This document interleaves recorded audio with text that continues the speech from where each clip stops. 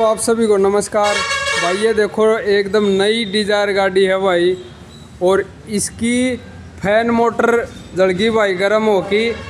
और आप भी भाई सावधान रहें, अब गर्मी का टाइम है और गर्मी में भाई ये मोटर गर्म होके, और ये है ना, ये देखो इसमें आवाज़ आ रही है। ये देखो, ये पहले हिंट देती है कोई भी चीज़ है तो कुछ चीज़ ख़राब होती है जब, तो पहले थोड़ी थोड़ी आवाज़ बढ़ती है। जब ये हम उस पर ध्यान नहीं देते हैं तो हमने फिर वो भारी नुकसान चुकाना पड़ा है।